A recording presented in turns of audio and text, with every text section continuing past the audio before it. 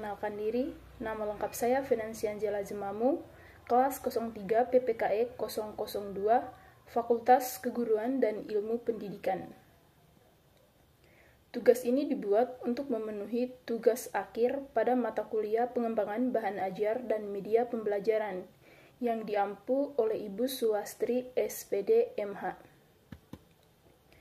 Materi ini diambil dari silabus kelas 9 dengan KD 3.5, yaitu menganalisis prinsip harmoni dalam keberagaman sosial budaya, ekonomi, dan gender dalam bingkai Bhinneka Tunggal Ika.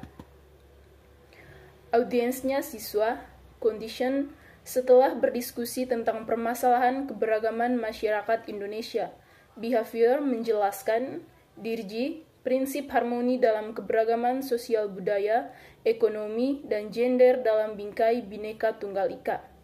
CABD-nya yaitu, setelah berdiskusi, siswa mampu menganalisis prinsip harmoni dalam keberagaman sosial budaya, ekonomi, dan gender dalam bingkai Bhinneka Tunggal Ika. Yang berikut IPK. Yang pertama 3.5.1 yaitu menjelaskan makna keberagaman dalam bidang sosial budaya, ekonomi, dan gender dalam bingkai Bhinneka Tunggal Ika. Yang berikut 3.5.2 memahami permasalahan keberagaman Indonesia. Yang berikut 3.5.3 menganalisis akibat yang ditimbulkan oleh terjadinya permasalahan yang muncul. Yang berikut 3.5.4 menganalisis upaya penyelesaian masalah yang muncul dalam keberagaman masyarakat Indonesia. Selanjutnya, tujuan pengembangan IPK.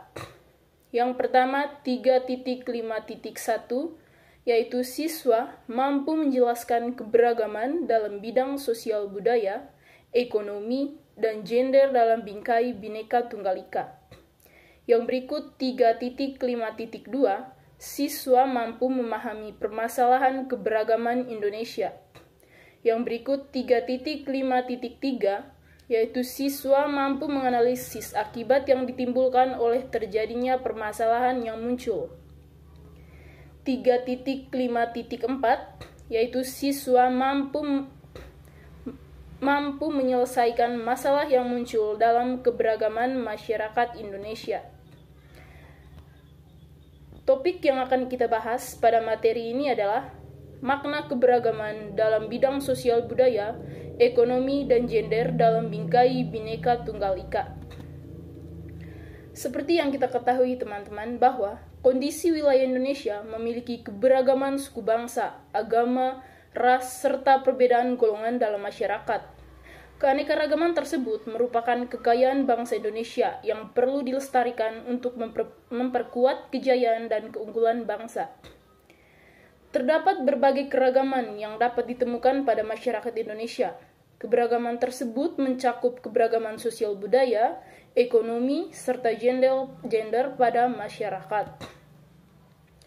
Yang pertama di sini yaitu harmoni dalam keberagaman sosial budaya.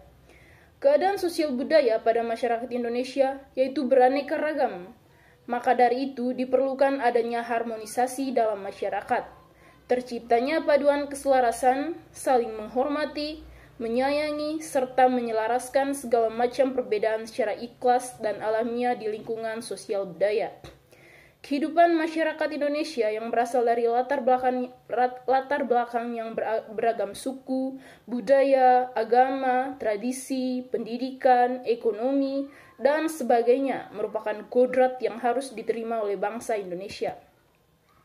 Maka, disinilah keindahan sebuah komunitas sosial bila mampu merekat berbagai perbedaan itu dan menjadikan sebagai sarana untuk saling memahami dan toleransi akan mempercepat persatuan.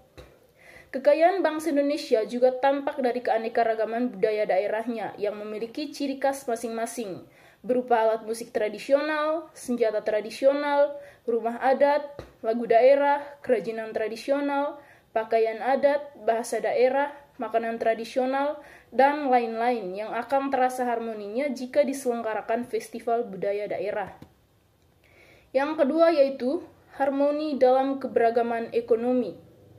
Kondisi perekonomian masyarakat Indonesia beraneka ragam sesuai tingkat penghasilan, pekerjaan, jabatan, maupun latar belakang yang ditempuhinya sehingga taraf hidup masyarakat pun berbeda-beda. Ada yang berkecukupan maupun yang kurang mampu. Namun, keharmonisan antara anggota masyarakat yang berbeda ini pula harus dapat dipelihara.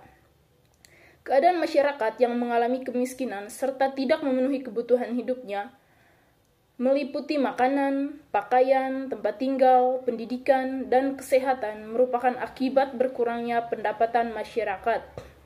Perlu adanya upaya yang membantu kehidupan mereka agar dapat meningkatkan penghidupan yang lebih baik. Hal itu dapat dilakukan dengan melakukan pemberdayaan ekonomi masyarakat sekitar.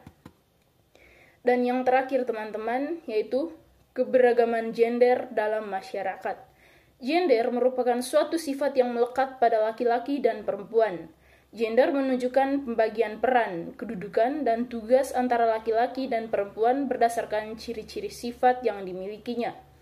Kesetaraan gender makin berkembang bukan hanya perlakuan yang adil berdasarkan ciri-ciri fisik antara laki-laki dan perempuan.